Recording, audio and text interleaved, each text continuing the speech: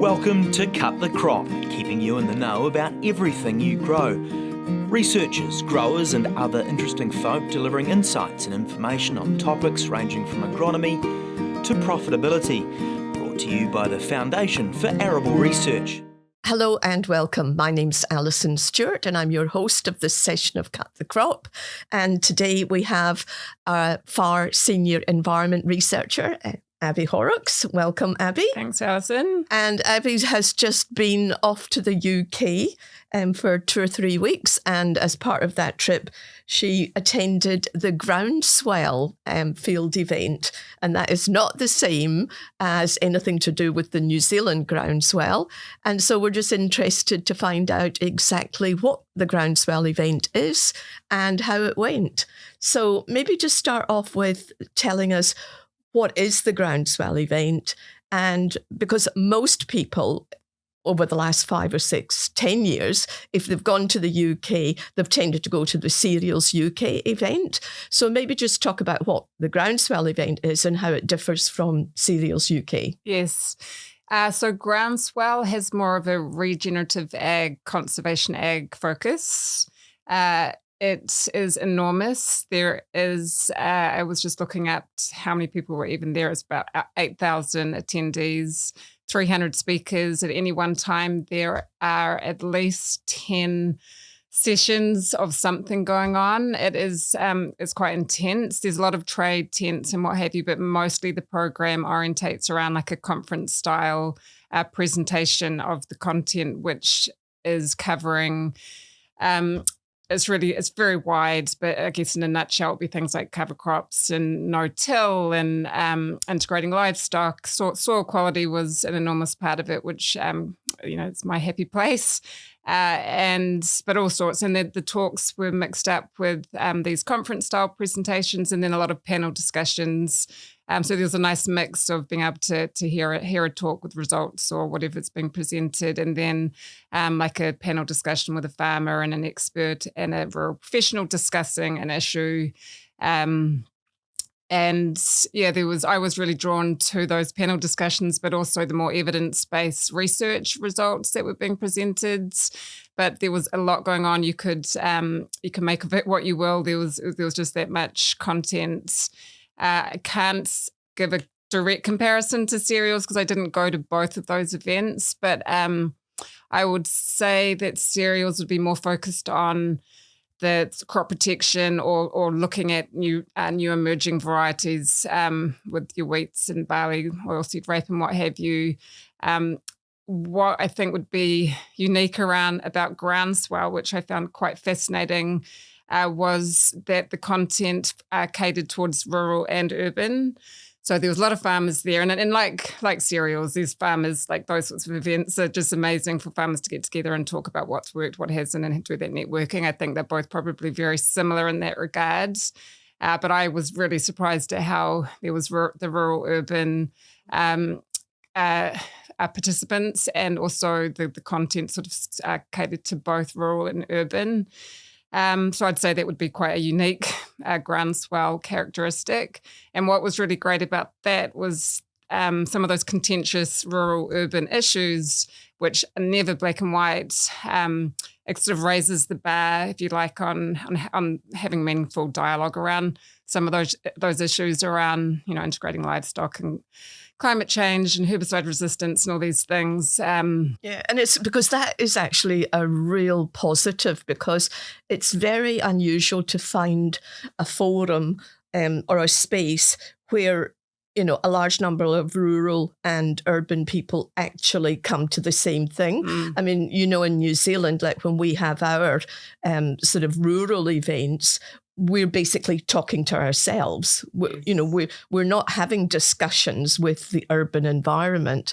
So I'm interested to know how they've managed to achieve that. You think is it the eclectic mix of topics? That's part of it. The content also might have chefs or people talking about nutrition, or people who want to know where their food's coming from, how's it been grown. So some of the content was actually really directed towards not so much the farming audience, but more the urban audience who are really, wanting to get a handle on what's happening on farm and where their food's coming from. So I think, the content enabled that, and so I think that's just something that we perhaps could give some thought to, because it did change the atmosphere, but I feel really strongly that it is a really great way to deal with some of those issues and just lifting everybody's understanding, so we're all talking about the same things and not making it black and white. Yeah. Because they were actually on relatively close to each other, weren't they? I mean, Cereals was on maybe a week, 2 weeks ahead of Groundswell. That's right. So it's amazing that you've got two big events, sort of so close together, and yet it appears that both of them got really good attendance. Yes, yeah. Yes, and Andrew Pittman will be a great person to ask about the actual comparison this year, having gone to both. But I would love to have gone to both just to see how they compared, but not this year. Okay, so let's talk a bit about Groundswell. I mean, what was the things that really caught your attention, with respect to the more of the research agronomic sort of things that were discussed? As I said, it was a really full program, so my attention was being pulled in many directions. I'll just mention a couple of the areas that I did focus on. One was around sort of the below ground returns and carbon sequestration topics that were being covered. There's a lot of really interesting emerging research being published around those mechanisms, if you like, around what's happening below ground more so than the above ground in terms of soil quality and stabilizing carbon reserves in the soil. And so I was quite hungrily going around trying to take that all in and had a lot of papers to read on my return. And again, the carbon sequestration content was great because it's not a simple topic. And whether you're talking about pathway, like mineral associated soil textural pathways of stabilizing carbon, compared to the managerial inputs with farm decisions. And there's a lot of moving parts with that. So again, it was great just to have some really thorough coverage and content, to lift everyone's IQ around some of these more complicated issues. And I think that whole soil carbon space is really important for us to get our head around, because our growers are constantly asking us, why can't we get sort of credit for, soil carbon? And it's a very complicated thing, but they look and they say, well, growers overseas can get that.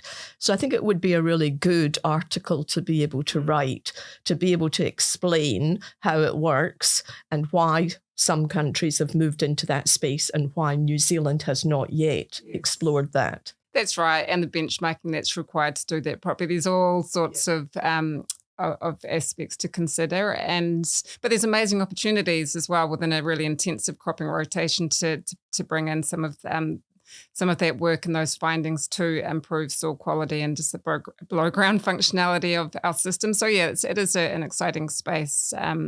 Did they have any field demos? Very few. There were some, but mostly it was trade tents and then the big tents where these talks were going on. But there were a few demonstrations going on, but I didn't get a chance to see. Okay. There was a no-till potato demonstration that Andy actually went to that I think would have been quite worthwhile, but no, I didn't get to that one. Yeah.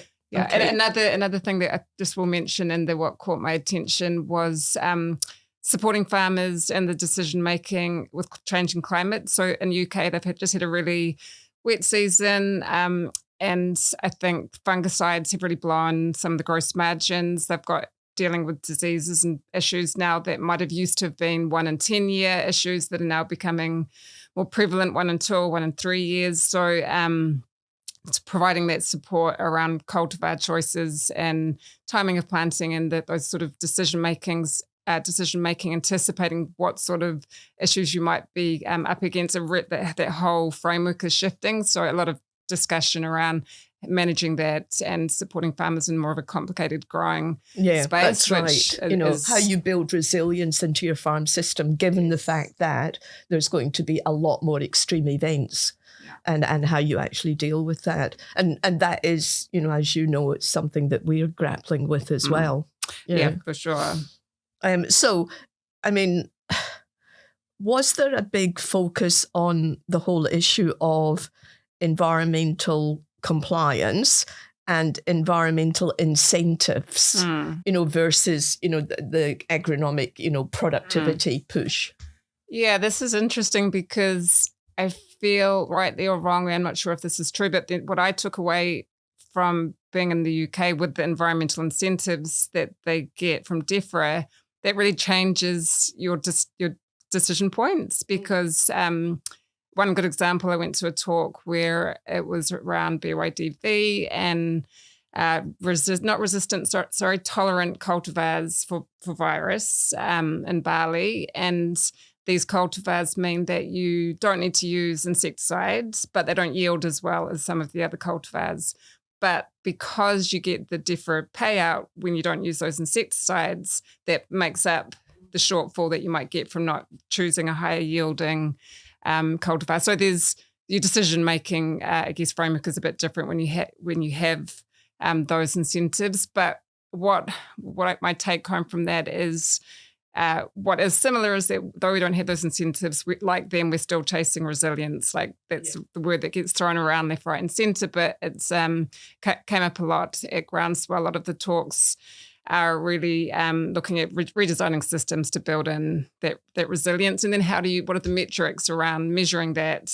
NIAB are doing some interesting work on wheat blends, cultivar blends, and looking at, well, what metrics do you need to use to show how these perform, because you get to use lower inputs and to deal with the pathogens and the pests and what have you. But in any 1 year, it won't be the top yielding paddock. But if you start looking at it across the rotation, then it's actually their work is showing that the profitability of that is stacking up. So it's just there's all these these complications being brought into the research to try and deal with not just the yield, but also resilience and sort of the environmental footprint as well. So it does sound as though it's very similar, to the challenges that we're facing in New Zealand and the sort of the research that FADA's doing. Yes, I definitely, not just from Groundswell, but I went to other field days and just interacting with staff from NIAB and AHDB and ADAS. I came away feeling like we're just really, our research programs are up there. We're nailing it with the work that we're doing and the content of our research. There's a few areas where I thought we could learn from them. Intercropping is an example. They have invested more in, like separation equipment so that they can yield from multiple crops at any one time, so that they're improving their overall yields. And they might get a premium for higher protein in some of their feeds. So bringing in those legumes into some of those crops, there might be a bit more incentive there, and therefore more capacity and work has gone into how do you make intercropping work. So there's certainly areas that we can learn from them. But in general, I came back feeling like we're doing a great job with the work that we're doing, and we're not lagging behind in any particular area. Yeah. And I mean, I would be surprised if we were, because we do collaborate and communicate a lot with NIAB and AHDB. So we know what they are doing, they know what we are doing. And, we are trying to share as much of our knowledge and expertise. Was there much discussion around the whole, advanced breeding technology stuff? Yes, that came up in many different talks. There was a lot of content around, the issue that traditionally a lot of the breeding programs are around high input systems, high above ground biomass and yield, and the need to redesign some of the criteria in the breeding programs to also be looking, certainly yield's never going to go away as being important, but also looking at characteristics that are going to be more compatible with lower input systems or more disrupted systems with changing weather patterns or pathogens that might be more occurring more frequently than they had been. So there was a lot of talk around the importance of that getting the breeding programs factoring in, I guess, new criteria. Yeah. And was that an area where there was a rural-urban tension or not? There was an interesting, lively gene editing discussion panel, but which it was a really great example of a panel with very differing views on things like gene editing. But certainly it might have gotten lively in places, but very respectful. Everyone talked about the issues in a really clear and well-informed sort of way. And there is certainly that view from some of the participants of that panel that things like gene editing is just so crucial for fast tracking what needs to be done to get where we need to be with those cultivars to be used in those lower input regen spaces, and then up against some others who are more concerned about some of the problems that might come from that. And again, just discussions and really the differences of opinion just make those discussions more interesting as long as they're well informed. Yeah. So is there anything that came out of the Groundswell event where you think, oh, we should have a project, we should start up a project in that area? I was mostly interested that the legume work that they're doing was of great interest to me as well, because but it mostly aligns with what we're doing in terms of how do we support the best agronomic decisions when you're bringing legumes into the system. AHDB have a project which I thought was quite interesting around elite rhizobia, where they're actually looking at trying to double the amount of nitrogen that can be fixed, and really making those relationships more efficient and more useful in an arable rotation, which is something which I would be interested to follow up with them about. But and certainly similar to us, really a lot of drive to try and get more homegrown crops in the rotation. Our rotations are so much more diverse here in New Zealand than in the UK, which seemed to me to be very wheat, barley, oilseed, rape focused. So for them, looking at how do they bring in like replacing some of the imported soybean or chickpeas, for example, and to growing their own, and looking for new markets with like gluten-free buckwheat or durum wheat, and trying to make those rotations more diverse and open up new market opportunities. So yeah, very similar to what we're doing here in that regard. So was it generally focused on arable, or was it a whole mixture of was it the livestock sectors there, horticulture? Absolutely. It was all agricultural sectors. Because I just focused on arable and livestock integration. To me, it seemed like it was just an arable event, but like I said, there was so much going on there. There could have been someone that was just interested in dairy, and they could have orientated their whole 2 days just around that and feel like it was just catered to the dairy folks. So yeah. But no, there was certainly a lot of other sectors being covered off as well. Yeah, and it was how many days? 2 days. 2 days. What do you think? It was good value for money? Yes, absolutely. Thought it was good value for money. There was just really so much to pick and choose from, and they are catering to such a vast array of interests. And it does say the regen space, but look, there's so much interception with just your conventional cropping focus. So I feel like there's a lot to be. I was going to ask you, if by portraying it as a sort of more of a regen space, do you think that put off, sort of more mainstream arable cropping growers going to it? Or do you think in the UK there isn't that sort of negativity around the whole regen phraseology? I think that's an interesting question. I feel like a few years ago, perhaps, but I feel like now, no. I feel like it's just standard. A lot of it's just standard practice, or at least that's and just, there's no recipe with it. It's just there's a whole lot of different options. You can take what works from you. You can leave the rest. It's not saying don't use those those inputs or the fungicides or the fertilizer. It's more about how to use it more efficiently. It's really standard practice these days, I would say. I did read a Farmers Weekly article which basically was acknowledging that very thing, that there is a lot more intercept in the content of what you'll get at cereals compared to Groundswell these days, because there is so much intercept. And maybe in the earlier days, the focus might have been on the outliers, the bits that were different or maybe a bit more far-fetched. But I feel like today the conversation's more about the middle of the road and where everything is intercepting and the opportunities there to improve systems in either direction. So you made a comment about you focused on the evidence-based or science-based talks. That seems to imply that there might have been quite a few talks that were less.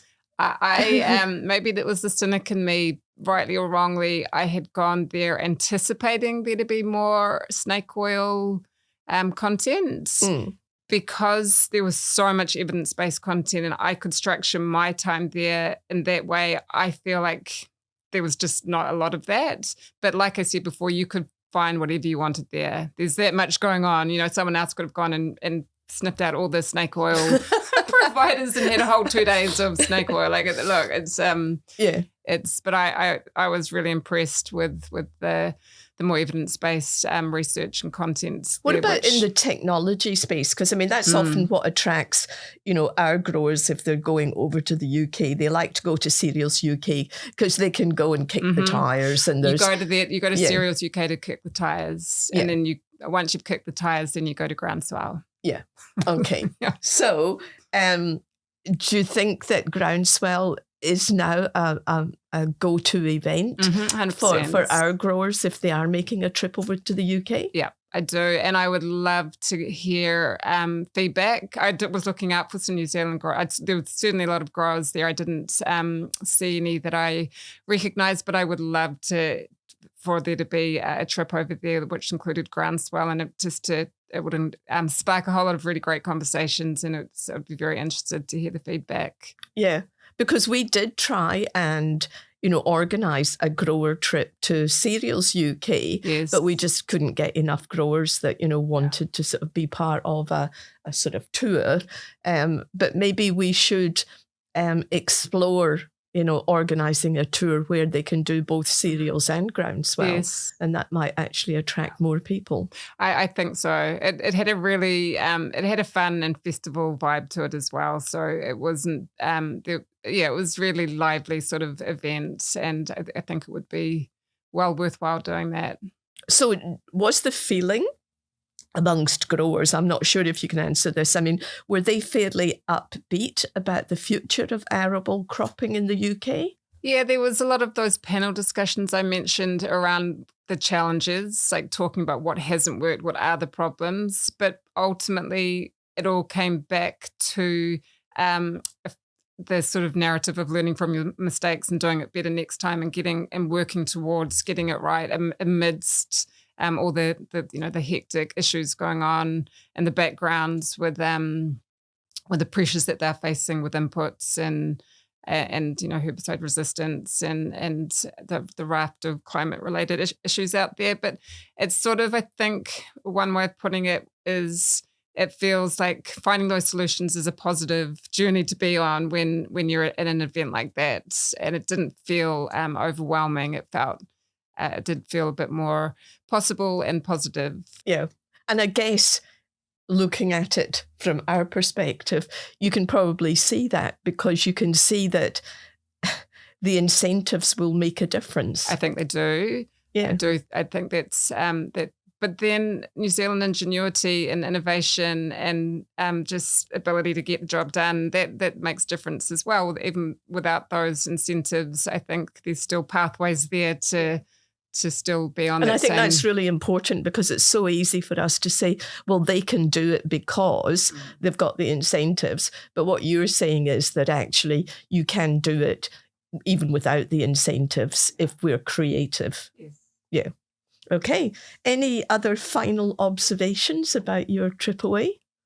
I think we've probably covered them off. There's just a lot of similar conversations being had. I was going to mention that for a regen ag focused conference, I was surprised how much content there was around rotational tillage. They obviously have black grass, and that's an issue that we thankfully don't have to deal with at this point in time. But some of the treatments in their trials were bringing in, I guess, more dynamic approaches to tillage to deal with some other issues, not as an occasional strategy, and then trying to measure what are the implications of that sort of approach.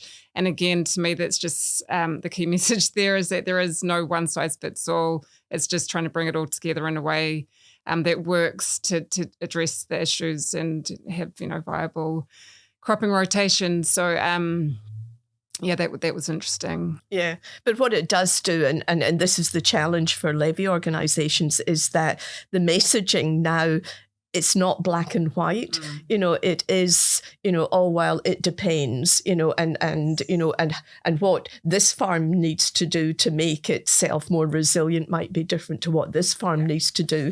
So the whole story is a lot broader, a lot more complicated than it was in the past, where fungicide applications and fertilizer applications were the standard way of driving productivity. And we don't necessarily have those levers to pull in the same way as we've had in the past. So the conversation becomes a lot more bespoke. More interesting, more challenging, more options. Yeah. And I think that's the way we have to look at it. You could say, oh gosh, why do I even bother? But the reality is that you have to bother and you have to engage in those conversations and become very knowledgeable about what levers do work for your farm system. And that's a challenge, I think, that certainly the UK, because it probably is, even though we're more diverse, it is one of the more diverse systems compared to, say, Australia or North America. So looking to see what they're doing gives us a good idea of whether we're on the right track or not. And it seems that we are, from your perspective. Yeah. Absolutely, and we can learn from each other as we go through the different hurdles that we're up against. Yeah, excellent, good. Thank you very much, Abie. Yeah, and thank you, listeners. Have a great day on the farm. Thanks for tuning in to Cut the Crop, presented to you by FAR. If you'd like to know more about any of the topics discussed or have any suggestions for future topics, go to www.cutthecrop.co.nz.